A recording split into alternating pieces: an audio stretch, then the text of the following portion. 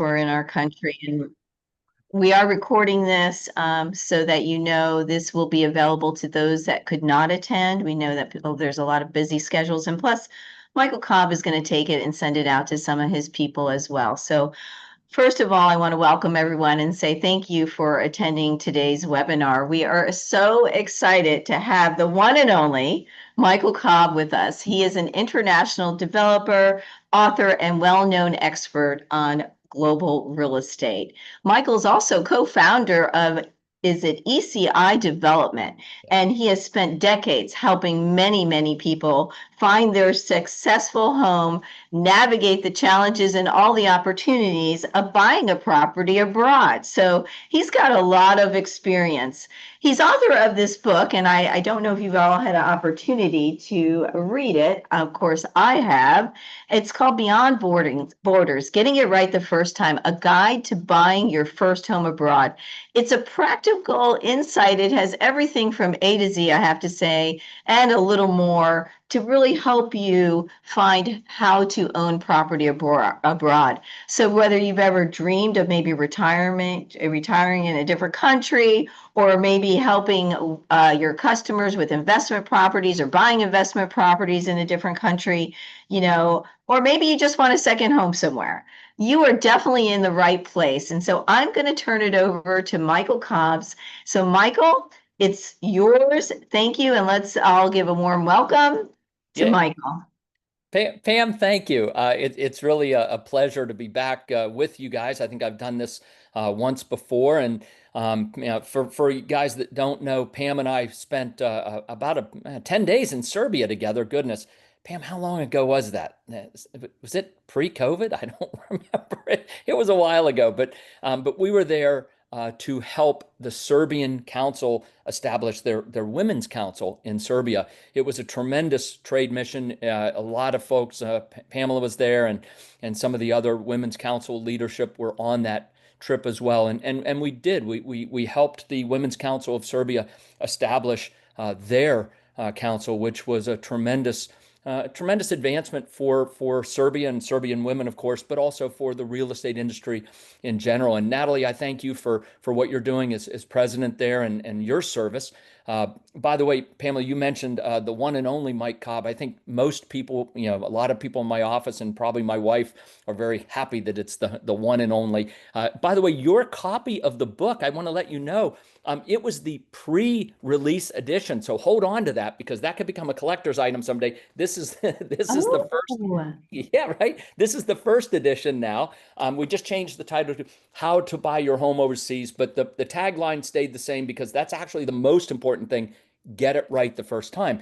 And this presentation, while we talk about the methodologies of doing due diligence, right? That's what this presentation, my book is really about. How do you get it right the first time? This presentation has been tailored for realtors because you have clients, and about 10% of your clients in the United States are looking at property overseas. And so we have the ability to serve them. I think we have the obligation to serve them. We have the obligation to bring value to the transaction, help them get it right the first time.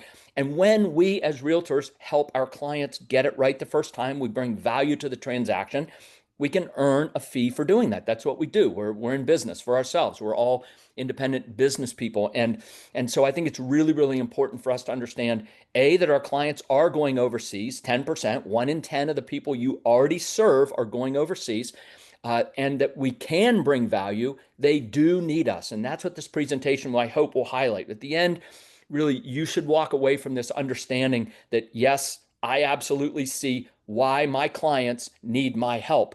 And when you deliver that help to the clients, then you can earn referral fees for doing that. So let's go ahead and dig right in. Maybe. There we go. There it is, right? You can and must bring value to the outbound transaction, right? And I think one of the things that kind of gives us a little bit of a pause or maybe a hiccup in this is, well, how would my clients know that I can help them? We'll get to that, and we have the tools to help you do that. Pam mentioned I've been in business in Latin America now for 33 years. I helped start a mortgage company in Belize. 33 years ago, and we turned it into a bank in Belize in 2003. So we've actually been a bank in Belize providing mortgage services to people who want to own property, not just in Belize, but throughout the Central American region and the Caribbean. So we've been a bank for 22 years. So full disclosure, I'm on the board, I'm on the management committee, I'm a co-founder of that. And then our development company, ECI Development, founded 29 years ago. So we've been doing this a long time. I've been in business in the region for 3 decades, basically. And that experience, along with the experience of being an expat, is really been synthesized and condensed into the book. I took my wife Carol and my daughter Amanda to Nicaragua. We were there for a couple, 3 years, and we were ready to come home, or I thought we were coming home, and my wife said, hey, do we have to go back to the U.S.? And I said, well, not really. I said, you like living here? And she said, absolutely, I want to stay. And so we stayed a total of 14 years in Nicaragua. So, we've been expats. We had a great life, living there, doing all the things you might do in the tropics, the adventurous stuff. But the thing that I always like to put this slide up, and sometimes people are like, what is this?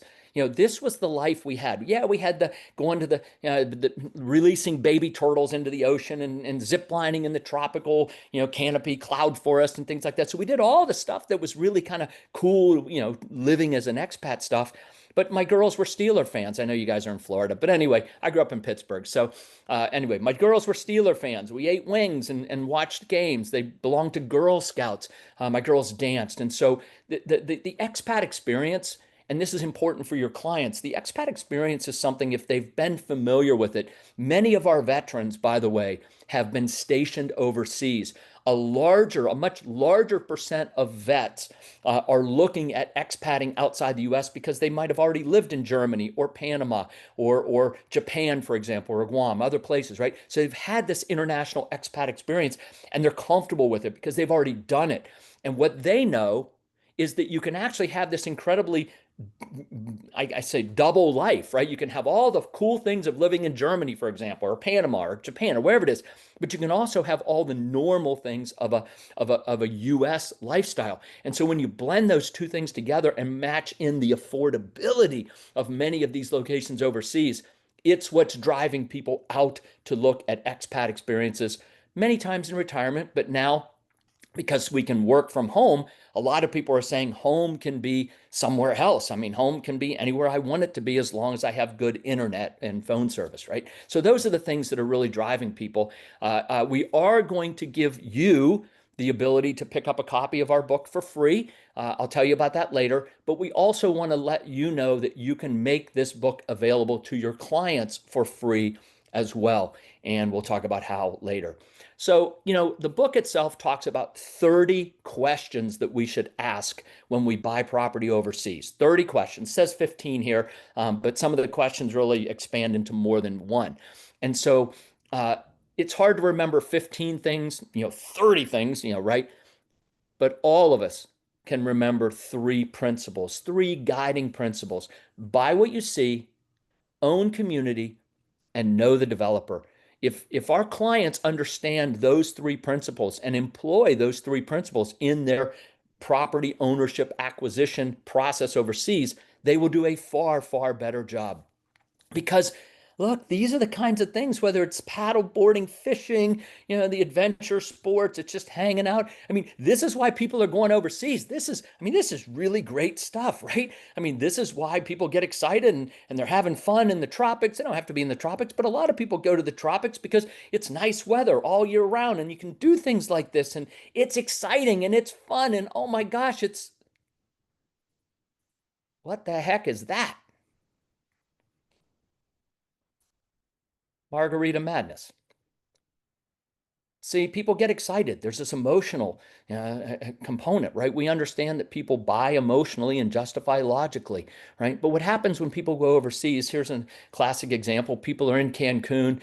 Maybe they just got done visiting the Mayan ruins and swimming in a cenote. A cenote is a sinkhole, like swimming at the bottom of a sinkhole, right? This is cool stuff. You see the Mayan ruins, you're hot and sweaty, you go swim at the bottom of a cenote, you're back at you're back in Cancun, you're walking down the beach, you're thinking about dinner, and a developer comes up and says, hey, come over here for a minute. Listen, if you just come up and walk around my condo project for 30, 45 minutes, I'll give you a coupon. You guys can have dinner at Senior Frogs tonight on me. Well, okay, it sounds good. They're on vacation. They had the time of their life. They go up, they walk around the condo project for 45 minutes, an hour, and here they are a couple hours later celebrating the condo they just bought at Senior Frogs. This is not how we buy real estate in the US. It's not, is it? We get a realtor involved. We should, most of us do. There's usually a lawyer or two involved. There's probably a banker involved. There's a title company involved, right? The time between seeing something and acquiring it is usually days at the bare minimum, weeks usually, maybe months. Margarita madness is what happens to people when they're on vacation and they simply lose their mind and they do something that nobody ever would do in the US. So the advice is simply this: slow down and proceed with caution, because we never compare apples and oranges, of course, right? We compare apples and apples, don't we? But are all apples the same thing? Not really. We know that. Nuance is important. And this is the rub. This is where we bring real value to our clients, because we don't know what we don't know. Nobody can, right? We don't know what we don't know. But even more important, we actually have to forget what we think we know. Assumptions are dangerous. Our clients bring assumptions, right? And we're going to look at some of these assumptions in a minute. We'll look at we don't know what we don't know too, right? But if you take these two words, two concepts, we don't know what we don't know, and we have to forget what we think we know, and we synthesize them into one word. That word is humility. And when we transact overseas, if we transact from a position of humility, we will do a far, far better job. Assumptions. Here's one from Florida. Look at this. Florida bills aim to boost HOA and condo association oversight, right? So here's a government regulation or a law, right? A bill going through the law to protect the consumer, right? And there are tons of them, right? These are just some of the consumer protection laws and regulatory agencies and advocacy groups, right? I mean, and when we as North Americans transact, we transact within a bubble of protection. We are in the land of seller beware. If you sell me a lemon car, I'm coming after you. You sell me a product with false advertising, I'm coming after you, right? But when we go overseas, we're actually moving from the world of seller beware, this protected bubble, right, to the land of buyer beware. Most US consumers, Canadian consumers, North American consumers, simply do not know how to transact in a buyer beware environment because we don't have to. We're in a bubble, we're protected. So we go to buyer beware, we are lost. And this presentation helps us today, us as real estate professionals, understand what some of those challenges are so we can help our clients. So why bother? We're moving from the land of bubble protection to seller beware, and not sure why my screen. I hope it's changing at your end, guys. Why bother? Because there's this incredible world of options, right? People are going overseas. They're going overseas for a variety of reasons, and it's our job to help them get it right the first time. And we're going to look at some examples, 10 examples right now of the 30, right, that really outline the buy what you see, own community, and know the development. If we have time, I'll come back and tell a story on myself, but I want to jump right into this. Question number one, a question again that we wouldn't necessarily think to ask: is there year-round access to the property in rainy season and dry season? Well, a lot of roads are dirt roads, and in the dry season, they're great. And in the rainy season, they're not so great. Paved roads mean you can get there year round. How about things like streams and riverbeds that in the dry season, you just drive right across them. But in the rainy season, maybe you can get across as we did this day. But when the water's higher, you're not getting across, right? And so these kinds of things we need to pay attention to. And engineering and infrastructure. Here's one that is really a tough one, right? Because, we like high-speed internet. We want high-speed internet, But if we assume it's there, it may or may not be. So a simple thing to do is if you're in a home or a condo, you're somewhere you're thinking about owning a property, go to your web browser and type in speed test. It will tell you how fast the internet service is, upload and download. And that's important. But this one is actually, mission critical. In the tropics, especially if people are looking in the tropics, which many people do because it's great weather year round, right? It can rain a lot in a very short period of time. And if we bring an assumption that somebody, some entity, Army Corps of Engineers, the county, the state, have done a engineering study of the rainwater, stormwater runoff, like that's an assumption that's very, very dangerous and most often not true. Infrastructure is not sexy. It's very expensive. Moving dirt is very expensive. Digging big, long trenches that are deep in some cases and putting in big pipes and infiltration systems and flow off systems. This is all really, really expensive stuff for a developer to do. And when they're done doing it, they cover it up with dirt and plant grass, and there's not a thing to see. They have spent literally millions of dollars for nothing visual. But it's critically important because if they don't do it, this is what can happen. And so we as real estate professionals need to counsel our clients. It's in the book, right? We need to counsel our clients to say, ask to see a copy of the stormwater plans. Ask to see a copy of them because there's no agency looking out for the consumer. If the developer did it, great. But if the developer didn't do it, then the water's going to go, wherever it goes. Speaking of water, I don't know how many of y'all like a drip shower. I'm not a fan particularly, but this is such an easy thing to test, right? You go into the home or the condo, you turn on all the faucets and showers, and you flush the toilets. How much water pressure is there, right? Because drip showers are no fun, as many of us have taken. And you're out having fun, you're golfing, you're horseback riding, you're at the beach, you're swimming. You want to come back and take a nice shower, right? So water pressure, easy thing to test, but something we might not think to test. This we're moving now into those were kind of like buy what you see things and things you can test. Now we're moving into something that's actually fundamentally, I think, the most important: own community. Because, and we'll get into this, but is there zoning? Is there a build requirement? Are there people? Those are the three things that we start to have to really pay attention to in this category. And so zoning, an assumption, right? People come with an assumption, right? So you come along, your client comes along, and they buy this beautiful half-acre lot on the Pacific Ocean. They build this beautiful house, the house in the middle there. And somebody comes along on their left and builds the Hobbit house. I'm like, ugh. Right? Okay, I mean, all right, I mean, whatever. I'm gonna plant some plants and screen it. But it actually gets worse because your right side next door neighbor, they come along and build a 6-story pink lighthouse and turn it into an after-hour disco bar that opens up at 11:30 at night every night and rolls till 6 a.m.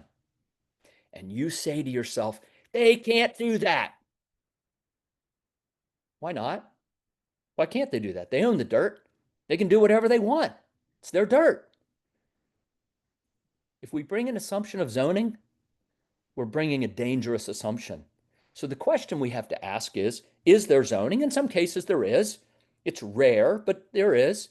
In a developed community, in a planned community, there probably will be zoning. And so then who's enforcing it and how is it enforced, right? Horizontal property regime in a civil law society is critically important, critically important. Are there people, right? This is a ghost town, right? There are literally thousands of miles of coastline in Central America, South America, and the Caribbean that have been chopped up into quarter and half-acre lots, and there's not a house in sight. These are half-acre lots on the Pacific Ocean, 100 feet wide, 200 feet deep, 20,000 square feet, half-acre lots, and they get sold for anywhere from 100 to, $300,000-$400,000. And if you're from California and you say to yourself, or Florida, you guys are in Florida, I don't know what a half acre on the ocean there in Florida costs, but it's probably more than $100,000 or $150,000. You'd say, just that is a great deal. I'll take one. I'll take two. But there's not a house in sight. And the question we have to ask ourselves, and we have to help our clients ask themselves, is do they or you want to be the first house out on that beach all by yourself? And the answer for most people is no. And so what we have are ghost towns all over all over the tropics, right? Because nobody wants to be that first house out there all by themselves. Urban planning, community planning is something very, very different. It's not a line of lots on the beach, right? It's a place that creates places for families to come and enjoy, people to come, and sidewalks where you can walk down the sidewalk and talk to your neighbors who are sitting on their front porch, bump into people who are maybe going to go play tennis or go to the pool later today, or it's potluck dinners, or maybe it is that releasing the baby turtles at the beach with the families coming down to put the baby turtles back in the ocean, right?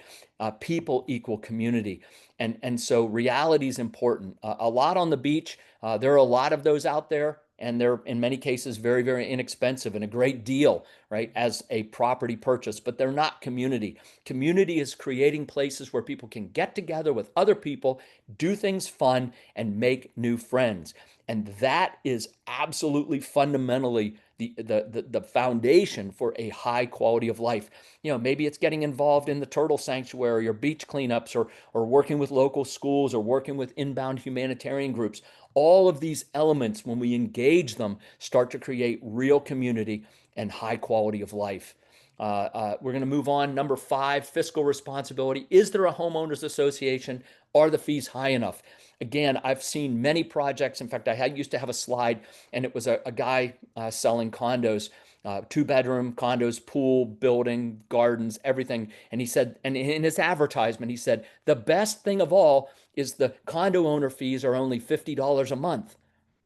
And that sounds really good because everyone wants to pay low condo fees. But there is no way that you could take care of all of that insurance on the building and everything else that needed to be done for $50 a month. And so when he got done selling his 30 condos, or roughly 30 condos, I'm sure he put the money in his pocket and he flew back to Canada. He was Canadian, went back to Canada. And a year or two later, when all of a sudden everyone was like, whoa, $50, that's not covering everything, right? The fees are going to go up. They're going to jump up substantially. They're going to be assessments, right? And so consumers have to understand there's no bill looking out for them. There's nobody looking out for them. They have to do the math in their head. And they just have to simply say, oh, there's a gym, there's tennis courts, there's a swimming pool, there's a golf course. Like, how much do I really think it would cost to maintain this every month, right? And you can come on, kind of pencil out some numbers. And if they kind of look about right, then great. They look about right. But if they don't look right, then we have to kind of scratch our heads and go, well, if that's not true, what else might not be true? Right? Competency, team. Team is so important, right? Because, one of the favorite words in the developer lexicon is gonna, right? Gonna. We're gonna build a clubhouse. We're gonna build tennis courts. We're gonna build a golf course. We're gonna, right? And so one of the questions on this gonna concept is, who is gonna build this, or who is gonna build that, right? And so team is really important. And so if you're talking to a developer and they're gonna do all these wonderful things, like, and you see 3 people sitting in the office and you see 2 people outside, one with a weed eater or something, and you're saying to yourself, gosh, like, who is gonna do all this stuff, right? So ask to see a copy of their business plan, ask to see an org chart, right? This happens to be ours, right? But I mean, you got to have people to do the things that presumably are gonna get done. And then there's the money element of it, right? Again, right? Let's say it's a golf course, right? A golf course is, I don't know, $3 to $7 million, depending on where and what kind of golf course. But let's just call it, $3 million, $5 million, right? You guys remember this commercial? Some of y'all do, right? Where's the beef? Because promises can be fleeting, right? Like, the real thing that we have to ask as US consumers is this: show me the money. Show me the money. That's tough for us, right? Because in the US, we got all these agencies and advocacy groups taking care of us. If you're gonna build a golf course, like, what I would say is, show me the money. I would say, great, you're gonna build a golf course. We're in the month of September. Please print your August bank statement and show me $5 million sitting there. You're gonna build a golf course. That's great. Show me $5 million, because that's what it's going to cost to build a golf course, right? The problem for US consumers, North American consumers, is this really says, I don't trust you. I don't trust you, right? You're going to have to show me the money. And it could be offensive, or it could be perceived as offensive. But in a buyer beware environment, there's nobody but you looking out for yourself, right? And hopefully your clients now have you helping to look out for them, right? This is beautiful, because you're in a position to help your client look out for themselves, right? And so we have to ask this question, because we have to know. Show me the money. Give me a copy of your financials, right? Again, we provide financials to people. Sign a non-disclosure, we'll send you our financials. A business plan, right? A business plan is the third part of this, know the developer, right? Because a business plan does two things. It tells us if the developer has come up with a plan and put it on paper, right? They said, okay, here's our roadmap of how we plan to get from here to there, right? Now look, life changes, circumstances change, we have to be adaptable, right? But any developer who's doing anything more than a house or two, right, needs to have a business plan. How are we going to get from point A to point B? What are we doing? And if we can read that and see that, then we know that they've taken the time to put it down on paper. But secondly, and just as important, maybe even more important, is the issue of alignment, right? If the developer's business plan says, our goal is to build the next Cancun, and you say to yourself, you know what? I love Cancun. That's exactly where I want to live. That's great. You've got good alignment. On the other hand, if you say to yourself, my goodness, I would never want to live in Cancun. It's too noisy, too many people partying. I'm looking for a little, quiet place. Well, then now you know what their goal is and what they're going to try to achieve. And it's probably not a good alignment for you. So those are the things that business plans really can help us as consumers to understand.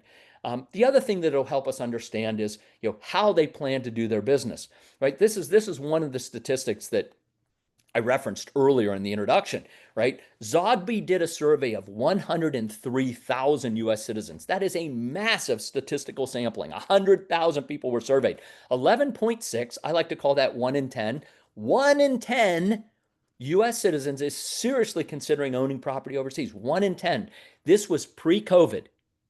Hear me on that. This was pre-COVID. This was before people could work from home, and home can be someplace awesome, right? And again, the veteran population is a much denser number than this number. This is the average of 103,000 people. Canadians, well, I mean, 45%. So roughly half of Canadians plan to spend a month or more outside of Canada every year. We're guessing it's winter. I know you all in Florida take a lot of inbound Canadians. And you know what? As long as the affordability of that works for them, that's super. But there are a whole bunch of people who cannot afford Canada. And I can assure you, as someone who's been working in the region for 33 years, they are flying over Florida and coming to places like Belize, Costa Rica, Panama, even Nicaragua, which again is maybe not a real popular destination, but Canadians are coming there. In fact, they just opened up, they'll open up in December, a direct flight from Montreal to Managua, Nicaragua. And so, again, understanding that the affordability of Latin America is bringing a lot of Canadians. You probably already have a ton of Canadians in your network. Some of them you're serving, they're coming down, they're renting, they're buying in Florida. But a lot of them aren't, but they're still in your network. Some of those folks are probably looking at a little further south to fly over Florida. You have the opportunity to serve them and bring value to the transaction. The baby boomer demographic retiring at a rate of 11,500 a day for the next 15 years. This is an incredibly long demographic that we get to serve. Already 8 million expats living outside of North America. And now this new demographic. These really aren't buyers yet, but they are renters.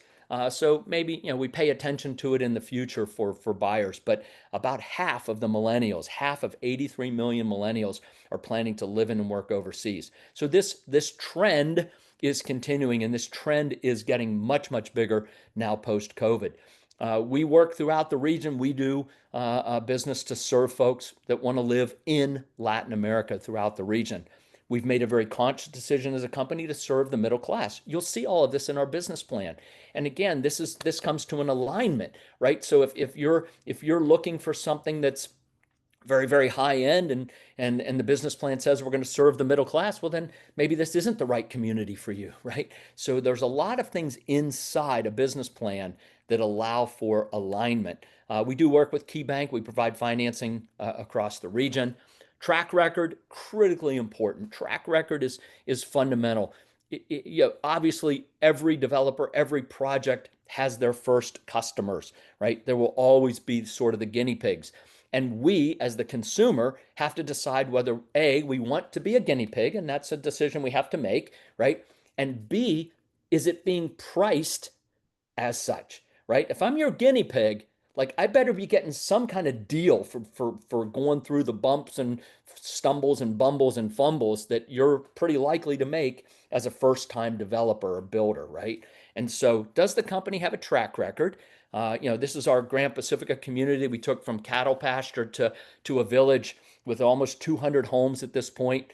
We have a bunch more homes under construction there as well. We've been working in Belize as well, some over-the-water homes. We have a Best Western, so 78 done. We're bringing another 28 online by the end of the year. And we actually have a Marriott hotel, a resort hotel under construction in Belize right now as well. We've been doing this for 29 years as a development company, and we have a great track record. And what that means is consumers can look at what we've done and what that means. And so question 10 is really one of my favorites, and it goes all the way back to the concept of buy what you see. So we've kind of worked our way through buy what you see, own community, know the developer, right? That was sort of the progression here. All three elements are really important. One of the reasons I love this question, and I hope you will as well, and it's one that we drive home hard because it's so visual and it's so easy for a client to quickly understand like why they need your help. Look at this question. Is the home or condominium plumbed for hot water in all the bathrooms? Now, in Florida, the US, and Canada, we'd kind of just go, duh, yeah, of course, right? This was a while ago. This was maybe 10 years ago, 12 years ago now. This was a condominium in Costa Rica. Beautiful condominium, 3 bedroom, 3 bath. Look at those views. $400,000, 379,000, whatever. $400,000, $1 million, multi-million dollar views of the Pacific Ocean. And that's a pretty nice bathroom. That's actually one of the two guest bathrooms. So the master bath was even nicer than that, right? But that's a pretty nice bathroom, right? When you get down on your hands and knees and look under the sink in the two guest bathrooms, this is what you see. You see a cold water pipe coming out of the wall, right? Like that, with a Y splitter to take the cold water to both of the taps. And the showers were cold water too. So the question that we as real estate professionals have to ask ourselves is simply this. Do I believe that my client would like to know that there's only cold water in the showers in the bathroom, but in the showers of those two guest bathrooms before they write a check for $400,000? If we believe that they would like to know that before they write the check, then it's really easy to see how, with one simple thing, we bring tremendous value to a transaction, right? We assume there's hot water, right? The assumption, but there's not. And we don't know what we don't know. We don't know that we have to get down on our hands and knees and look under the sink, right, to see if there's two pipes coming out of the wall. If we just simply did this for our clients transacting in the developing world, many of them would be spared a big surprise, or maybe their mother-in-law, when the mother-in-law was visiting, big surprise in that cold shower, right? We bring value to the outbound transaction. And a lot of our clients are going overseas. They're going overseas for many reasons, right? Quality of life, cost of living. And many of them also understand that going overseas is like a time machine, right? You've got countries and parts of countries that have become more popular over time, right? And the bottom left, you've got a place like Honduras, Nicaragua, El Salvador, not very popular, right? You got places like Bermuda, the Caymans, Cancun, Costa Rica, very popular. And really all I did was I simply said to myself, if a young couple in Des Moines, Iowa gets married on Saturday night, this Saturday, they're getting married, where are they going on their honeymoon Monday morning? Right? Pretty simple question, right? I can assure you, not many, if any, going to Honduras, Nicaragua, or El Salvador. And I bet a bunch of them are going to the Caymans or Cancun or Costa Rica. And these choices by consumers, honeymooners, vacationers, right, have impact. And they have impact on things like the development of the country from a lifestyle perspective, and price, acquisition price of a property, and cash flow if you're an investor, right? Again, 1 out of 10 of our clients are looking at property overseas. The Canadian demographic is much higher. You know, they need you. The folks going overseas absolutely need you. And I hope that the one example of the cold water pipe coming out of the wall with the Y splitter so that both taps, I hope that one example absolutely solidifies in your mind that you bring value to the outbound transaction. I really hope you believe that, because if you believe that, we're going to give you the tools to be able to help your clients do a better job. We have the consumer resource guide. That's this document. It's a little, it's a little, I don't know, what is it, 10, 15 pages? I don't know. It's got 15 questions in here. It was the precursor to my book, but we also have country handbooks. And these handbooks talk about everything from, government holidays, exchange rates, the different laws, restaurants, hotels. Like, it's a very jam-packed 100-ish pages in each case of information that somebody would need to visit the country. It's like a guidebook, right? But also, if they're buying property, to things like title and other types of very, very important issues, residency process, things like that. So these are some resources that you have to be able to provide to your clients. Now, it is simple, but we understand that simple and easy are two different things, right? It really is a simple process for you to serve your clients. First, we have to identify the 1 out of 10, right? 1 out of 10, 9 out of 10 aren't. Although I think that number's changing post-COVID, but let's just stay with the 1 out of 10 number, right? So 9 out of 10 of your clients aren't interested in a property overseas, but 1 out of 10 are. And if you've been a realtor for a long time, you have a network of hundreds, if not thousands of people, right? Some you've listed a home, some you've sold a home, but there are lots of people in your network, right, in your database, in your network, who haven't transacted with you. 1 in 10. If you have 2,000 people, that means literally you have 200 people who are considering a property overseas. If there are 2,000 people in your network, right? If you've been a realtor for a long time, that number might be light, right? We need to be able to identify them. Then we have to serve them, things like the consumer resource guide, the country handbooks, and then we get to earn. If you want to join our realtor affiliate program, free. It's absolutely free. It's a simple couple page form. You fill it out. What that does for you is that when you use the tools and make a referral, that person goes into our database. You are the registered agent. You are the lead source of record for that person for life. For life. So if they transact this week, great, you get a referral fee. If they transact next year, great, you get a referral fee. If 8 years from now, I say they finally transact, right? Which, whatever, 8 years from now, they finally transact, we'll pull it up and we'll say, oh, Pamela Banks, great. Hey, Pamela, we got a referral check coming at you. Who do we send it to, right? So you get to earn for the lifetime of that contact that you provide to us. So very, very important. The big idea is the time machine idea. We talked about that. I want to drill down and give one specific case study.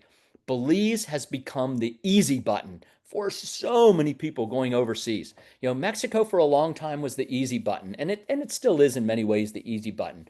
But Mexico, it's Spanish, right? If you're along the coast, you have to own inside the bank trust, the fideicomiso, right? Financing is a little harder to get, right? And Spanish is the language of contracts and of people, right? And so you've got things that make Mexico a little bit more challenging. Again, it's been the easy button for a long time.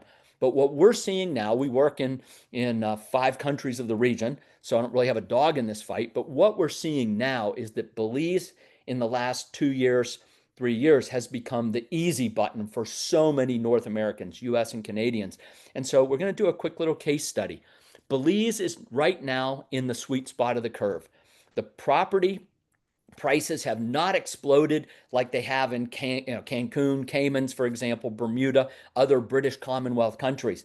Belize has become popular enough to cash flow. People are going there, right? And we'll talk about why that's the case. But the concept of a time machine is really important. And I think a lot of people see, well, I missed the opportunity in the Caymans or the BVI. Gosh, I wish I would have bought a condo there 10, 15, 20, 25 years ago. I could have afforded it then. Now the prices are just so out of range. I can't afford, the Cayman or the BVI anymore. Belize is, Ambergris Caye Belize specifically, really is the BVI and the Caymans 20, 25 years ago. The affordability's there. The weather's the same. The legal system's the same, right? It's English is the official language. It's just got so many things that make it so much like that. And the thing that we have to remember as realtors is to understand, this is part of our qualification process, we have to understand why our clients are going overseas. If they're looking to go overseas for a great place to live and they want to live in the mountains or the farmlands, right? The whole country of Belize is a great location.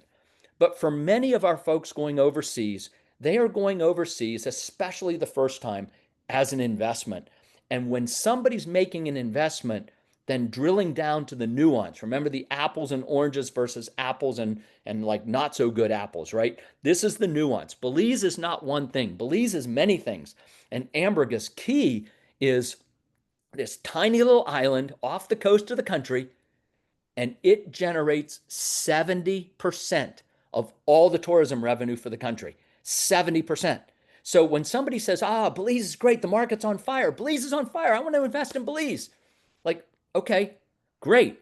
Where in Belize?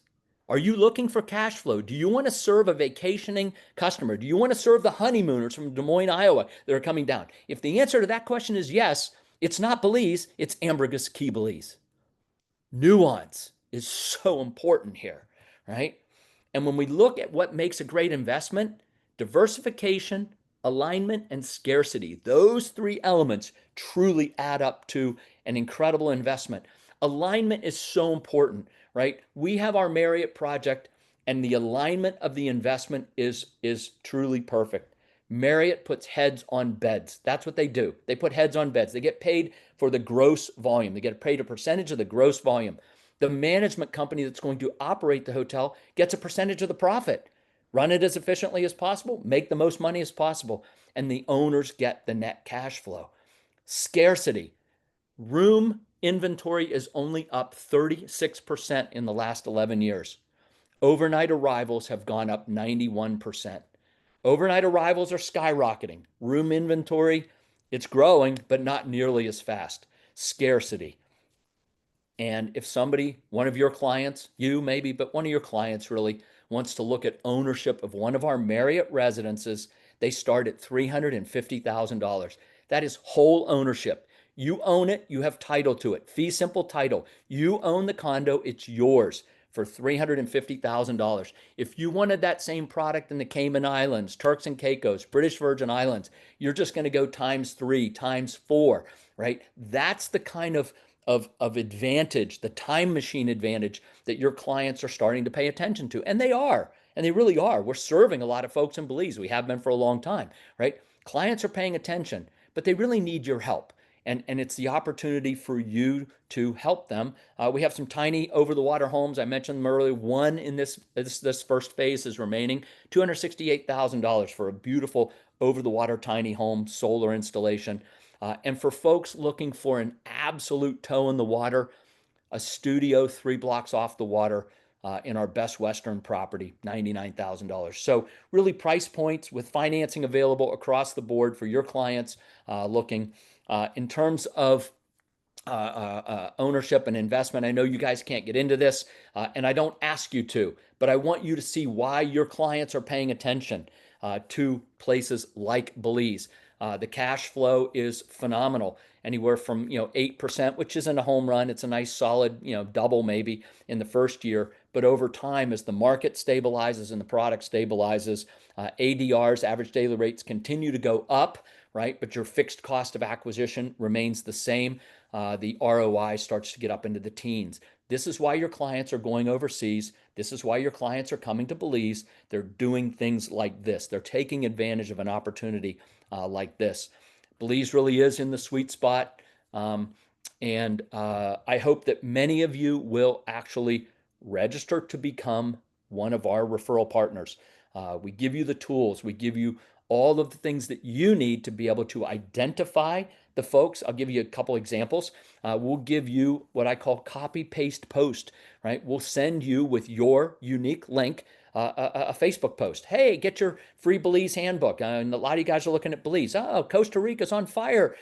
Get your free Costa Rica handbook, right? And you can put that up on your Facebook, your Instagram. You copy, you paste it, you post it. It has your link in it, right? When somebody clicks that, it comes back to you, comes back to us. We register it, you register it. We send them the Costa Rica handbook, for example, or the Belize handbook, whatever it is. Now they're in the system, right? And that's how you can identify them and serve them by giving them that document, right? Then we can start to touch them once in a while. You can touch them, right? Reach out to them. And when you do that, you begin to serve them. And if they decide to transact with us, right, we'll pay you a referral fee. But here's the really cool thing. Let's say they're interested in Belize, but they're not interested in this. They want a house on the beach, someplace really quiet. They're not interested in Ambergris Key. They want a house in the farmland somewhere. They want a 10-acre farm, right? Now you know that because you've communicated with them, right? They've identified themselves. They put their hand up, right? They saw your social media post, or at the bottom of every email, you put this little banner that this is a beautiful one, by the way. This is so soft. This is so soft and so effective.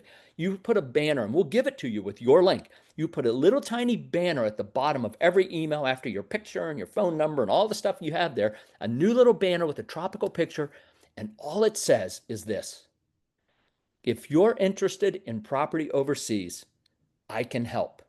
Click here, right? Every email you send with all your normal stuff at the bottom, this pretty little tropical picture just says, if you're interested in property overseas, I can help. Because truly, why would any of your clients really think that you could help them? You're a Florida realtor. Hey, I need a property in St. Pete. Great. I'm calling Natalie. I'm calling Pamela. Great, because they can help me. But if they were looking at a property in Belize or Costa Rica or France or wherever, like, why would they think of you at this point? They wouldn't, right? They wouldn't. Like, why would I call them? They can't help me. But if you start to send out an email, every email over the next 1, 2, 5, 10 years, you just reinforce, I can help you. I can help you. People will click that button. And when they put their hand up and say, hey, I'm looking at a property in France or Belize or wherever, like, can you help me? And your answer is, yes, I can help you. Here's the really cool thing. If it's Belize and let's say they want one of our Marriott residences, great. Transact it. We send you a referral fee. Everybody's happy. On the other hand, let's say they want that farm in Belize or they want a house in France. You, as a professional realtor, you can go back to the NAR website. You can look up a CIPS. They have a CIPS, Certified International Property Specialist Registry, and you can find a realtor who's a CIPS in Paris, France, for example, and you can say, hey, bonjour, Pierre, I've got a client over here, one of my wonderful clients. I helped list their house a few years ago. Now they want to come over and buy an apartment in Paris. Can you help them? And he says, oui, of course I can help, right? Oh, will you give me a third of your commission? And they say, yes, of course, or whatever you negotiate. Now you've identified the person, you've qualified the person, you've served the person, you've handed them off to Pierre, who's going to take very good care of someone that you really care about, and you're going to earn a referral fee for that. What does ECI get? Nothing. Nothing. Didn't transact with us. But we gave you the tools to be able to identify and serve. And you know what? Some of your folks will end up owning properties that we have, which is why we do it. But ultimately, what this is really about, we talked about before the webinar started, the idea of professional service, right? I wrote this book. I give it away for free. This is how you get the book for free, by the way. Just send an email to book@ecidevelopment.com. Because what I want is I want more and more and more people to get it right the first time. Get it right the first time. Every person who gets it right, is a wonderful, happy customer overseas. And as part of my professional service, I would love for not everyone, because it'll never be everyone, but I want the vast majority of people who transact for a property overseas to get it right the first time and really enjoy and love their home, their investment, their expat experience overseas. And we can help them do that. We can help them do that. So I hope all of you will request a copy of the book. You'll get an email from Amazon that looks like the thing on the right. It says, you've received a Kindle book from Mike Cobb. You go into Amazon, you click it, you download the book on Kindle, it's yours.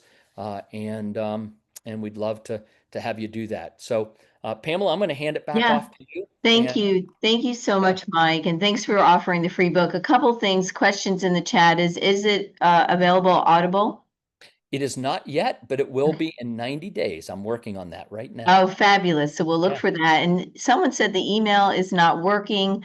Tricia, did you use book at ecidevelopment.com or book at eci.com? T Tell you what, if you would switch it to info@ecidevelopment.com and just write, Mike's book in the subject line, that will definitely make it happen. I will look and see why book@ecidevelopment.com is not working. So thank you, Okay, Pamela. so info at eci.development.com. Just Correct. put Mike's book in the subject line, Yep. and then you'll be able to, get a free copy of this book, which is amazing. And I've read through it. And I know that if do we have any questions? Because I have a couple comments. Are there any questions? You can put in the chat, raise your hand, unmute yourself.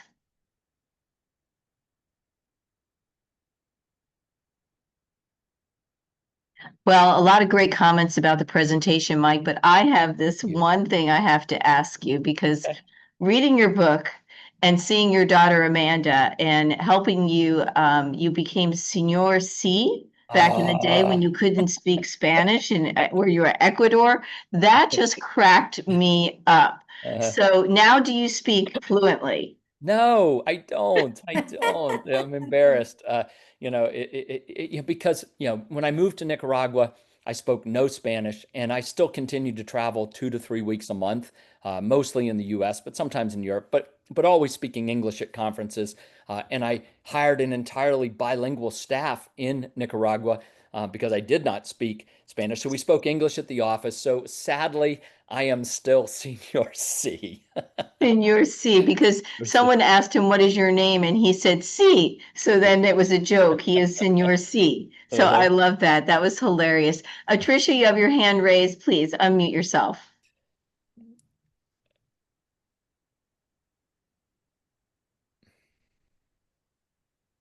Tricia, did you want to ask a question?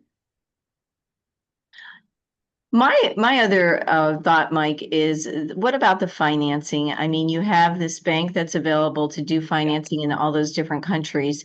Right. How is it different than what we do here in the United States? A couple things. One, the lending is only 50%. So it's a very, very Okay. conservative loan to value, which means that, we don't look at credit scores. We don't look at that. I mean, you have to prove your ability to repay the loan. So, we ask for tax returns, things like that, right? But generally, it's very, very similar. 50% from the client, 50% from the bank. And the interest rates are based upon the term and the country and some other things like that. So we can get into the specifics with a client, but it's pretty much like a U.S. Loan, with, I would say, the one big exception is it's only 50% loan to value. So And all those developments that you were mentioning, I mean, they sound fabulous. There are carrying costs. And what about insurance? Because, yeah. we face big issues with insurance. That was my other thought that was going through my mind. Yeah, absolutely. The insurance costs, depending on where you are, vary, right? Belize is a hurricane zone. Nicaragua, Costa Rica are earthquake. Panama actually is the one location that is neither earthquake nor hurricane. Uh, Hmm. so, so it's kind of nice in that sense. You're kind of out of the natural disaster, zone, so you don't have the insurance. But I would say that generally insurance is far less expensive than it is in the U.S. But it's also typically indemnity, and I don't know if that means anything. It's not replacement cost. It's fixed cost, right? So I mean, there's some differences, but at the end of the day, those are great questions that clients should absolutely be asking, and the insurance providers in any of those countries actually can provide exact quotes for a property that's being purchased. Yep. Yeah. Yep. Tricia does have a question. Unfortunately, we couldn't hear it. She put in the chat, how is the development in San Pedro compared to Amberes K? So Ambergris Key is the entire island, the 26 mile long island, a couple miles wide. San Pedro is the name of the fishing village that was originally a village on the island. Now it's really expanded into a large town of about 20, maybe 25,000 people. So San Pedro is the town on Ambergris Caye. Our Marriott property is about a third of a mile south of the center of San Pedro on Ambergris Caye. And the property management is handled through your the development. Is that how Um, it works? Well, in the case of Marriott, we've actually hired a third-party operator called Highgate. They operate about 800 hotels around the United States and the Caribbean, branded hotels. And so we've outsourced the management of our Marriott to this professional management company. Fantastic. Okay. So one other question by Sorellis is what are the tax regulations when you decide to sell if you are a foreigner? What are Um, the tax Yeah, regulations? great question. Taxes vary by country, and in some cases they don't call them this, but I call it a transfer tax, right? And so when you transfer a title from one buyer to the next, in Belize it's actually really high. It's 8%. So that's a transfer tax paid by the buyer. So if you're the first buyer, you pay it, you resell it, and the next buyer pays it. Other countries have different rates of taxation. But the thing that's really important to remember for at least for the countries that we work in and our communities is that we only work in jurisdictions or countries where the foreigner is treated identically to the national. Like I don't like these systems where foreigners pay X and the locals pay less, right? Or whatever. So everywhere we work, the title system is the same. They treat title the same for foreigners and domestic, and they treat taxes the same as foreigners and domestic. So you can rest easy that That's whatever nice. you're paying is what everyone pays, foreign and national. That's awesome. Now, Yeah. what about another question from Rachel is what is the percentage of North American buyers versus other international buyers? It really varies by country, but if I had to just do, one of these, the US population's 350 million, the Canadian population is 35 million. So, Canadians are about 10%. What we Hmm, see across the board is that the Canadians represent 20 to 25% of the buying community in most of these locations. And so they're sort of doubly represented based on population, hmm. if that makes sense. Sure. Yeah, Yeah, thank you. yeah, Interesting. Mhm. yeah, yeah. And Yeah, and you know what? We have so many Canadian buyers, well, actually now sellers in the Florida area. So this is a great opportunity for us to reach out to them. And I know that Women's Council of Florida actually just went with Florida Realtors up to the Realtor Quest in Canada. yeah, Wow, and having the opportunity, so simple, everyone. So what is it to join and just put that little and get the tagline so that you have these people that might was it realtor at ecidevelopment.com and then you can get the correct. information. Yep, realtor at ecidevelopment.com. You will hear from the gentleman who runs the referral program. Michael Fuller is his name, and he will respond and get you the forms. And as soon as you're signed up, we'll get you the unique link. We'll get you the email box. We'll get you a couple Facebook and Twitter and Instagram posts and get you started. Yeah. So Tricia has a great question, and I think this would be a Women's Council of Realtors thing that we could put together, Tricia, maybe in the future. Do you have trips planned to guide potential buyers? We do. What we found is that it's hard to get everyone to align on a certain date. And so what we typically do is we host people when they can come down. But for a realtor group, that's a little different, right? For a realtor group where you're putting something together like a women's council trip, we will absolutely work with you. We've done this in the past for some of the associations, and we would love to do it for you guys as well. Absolutely. That sounds good. And one more question, and that is also Tricia. I think Trisha's going to buy one of those units at the Marriott. When one buys a residence in the Marriott, is the management included and handled by Highgate?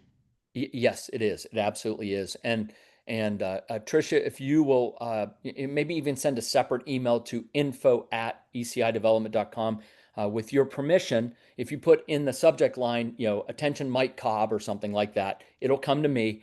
And what I will do, with your permission, is introduce you to Laura Hassan, who is our sales vice president of sales, and she will be able to answer all of your questions very specifically, work with you, and provide all the information that you would like to look at.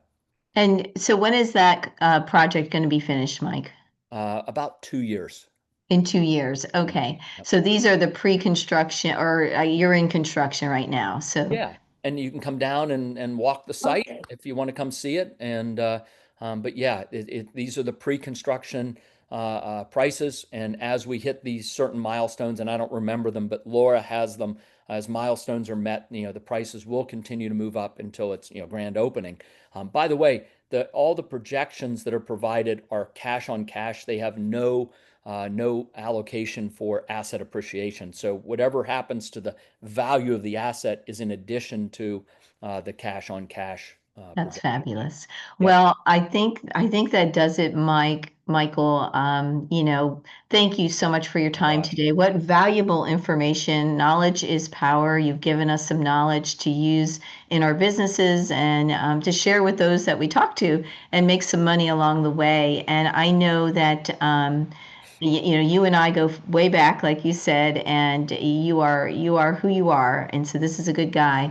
So we appreciate your time and all this information. With that being said, I think we'll just end the webinar. If anyone else has any comments, let us know. Otherwise, feel free to reach out to Mike, like he said, at info@ecidevelopment.com, or reach out to myself. This is being recorded, so we will send it out. Natalie will take care of that. I'm not sure where it's going to go. Natalie, where does it go when you send it out?